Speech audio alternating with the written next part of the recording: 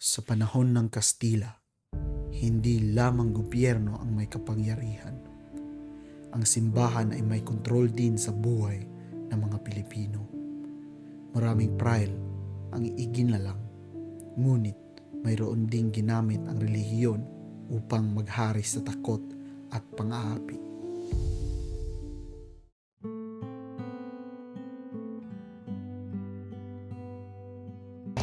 Si Padre Damaso.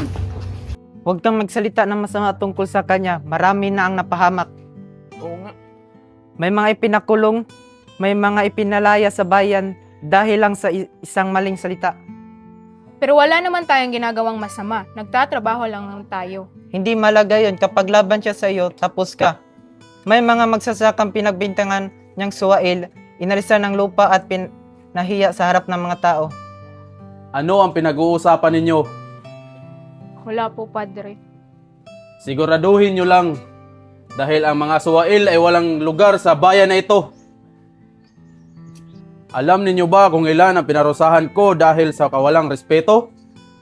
May mga taong sinabihan ko lang na hindi marunong sumunod at kinabukasan ay wala na silang hanap buhay. May isang pamilya pa nga na pinalaya sa kanilang sariling lupa dahil lang sa hindi sila yumuko ng tama sa misa. Pasensya na po, Padre. Pasensya? Ang pasensya ay para sa mga pari, hindi para sa mga taong hindi marunong magpasakop.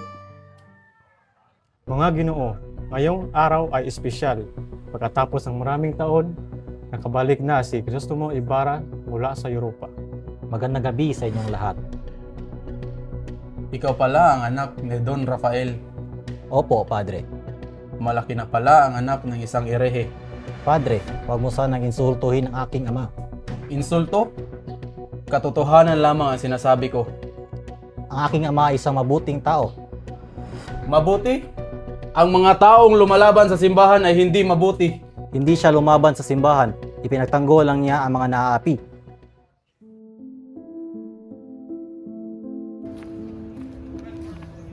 Ibarra, matagal ko nang gustong sabihin sa iyo ang katotohanan.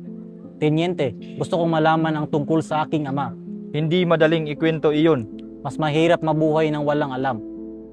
Mabuting tao ang iyong ama. Tinulungan niya ang maraming mahihirap na tao sa San Diego. Alam ko po iyon. Ngunit, hindi iyon nagustuhan ng ilang makapangyarihang tao, lalong-lalo na ni Padre Damaso.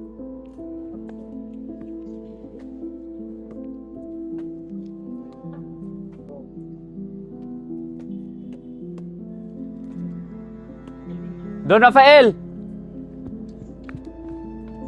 Don Rafael Ibarra! Inaaresto ka namin. Ano? Wala akong ginawang masama. Utos ito mula sa simbahan. Bakit nila ay naaresto si Don Rafael? Mabuti namang tao yun.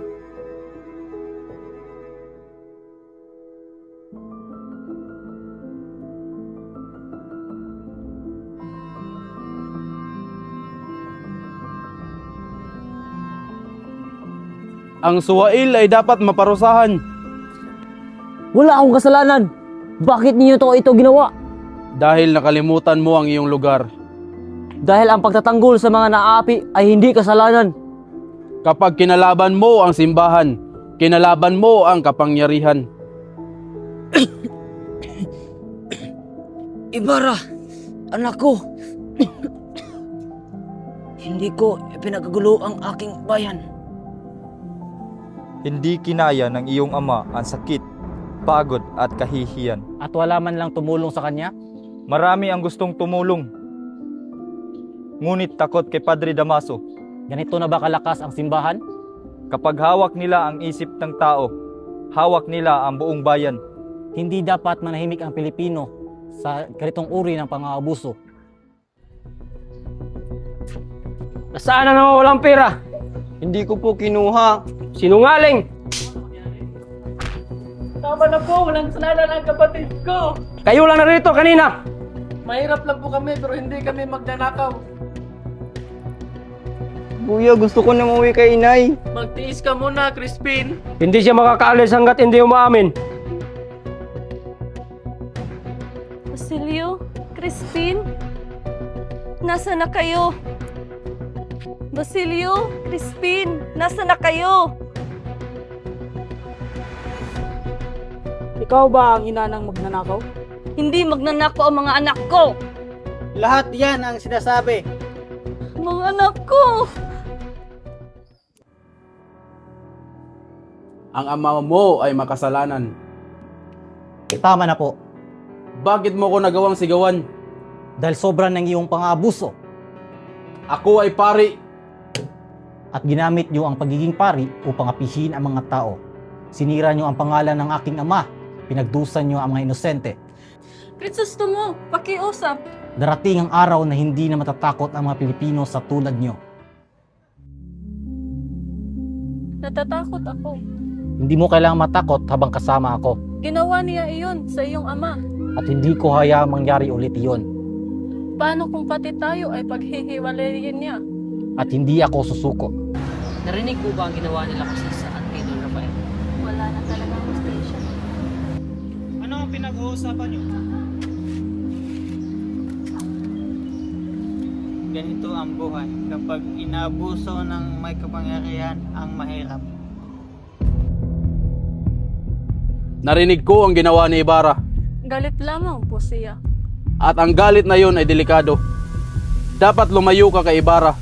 Mahal ko siya. Hindi sapat ang pagmamahal. Sa pamamagitan ng No Limit Tangere, inilantad ni Jose Rizal ang katotohanan sa likod ng kolonyal na lipunan. Si Padre Damaso ay naging simbolo ng pang-aabuso, korupsyon at maling paggamit ng relihiyon.